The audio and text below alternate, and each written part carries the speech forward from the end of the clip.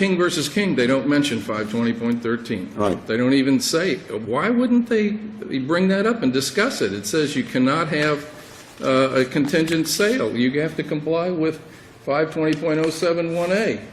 The penalty here is the amount of the finance charge. When they do this, the penalty, it's not damages, it's a penalty for violating TILA in Florida and violating our statute.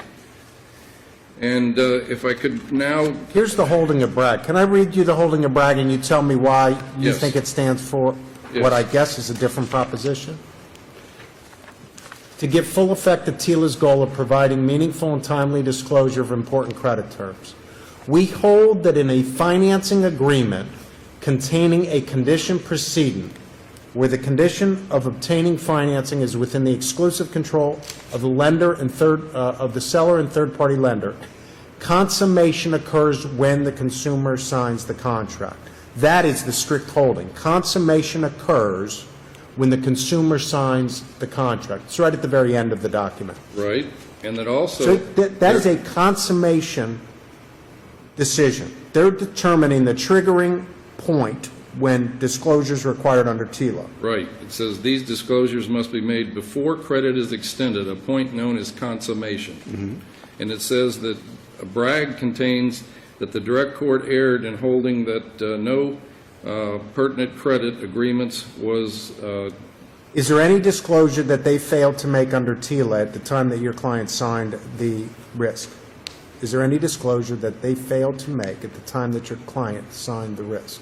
Yes, I could say that they failed to disclose to her that it's conditional. They lied to her. They told her that she's approved, it's her car, it's a done deal, you signed. You mean if we don't look at the buyer's order or the bailment agreement? Right. Okay. So it does come back to the merger clause, really?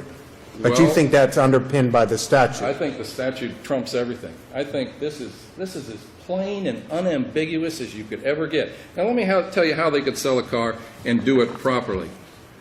By the way, the dealer is the first creditor.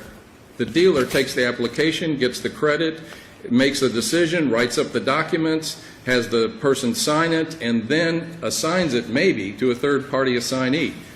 But the dealer is the creditor, and if they can't get it assigned, guess who gets the payments? The dealer should receive the monthly payments because they're a creditor. They've extended credit. And they don't want to be a creditor because they don't want to get the monthly payments. They want to get a lump sum from the assignee.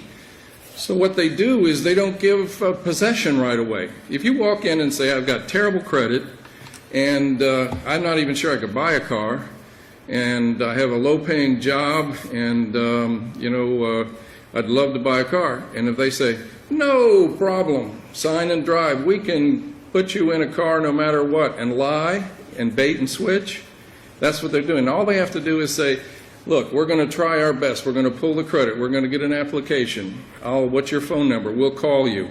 We'll allow you to shop credit. That's what TILA is all about, to honor the honest car dealers who want to compare credit, and that's why TILA was even brought in to begin with. So the system works. So the commercial capitalistic system works on the extension of credit.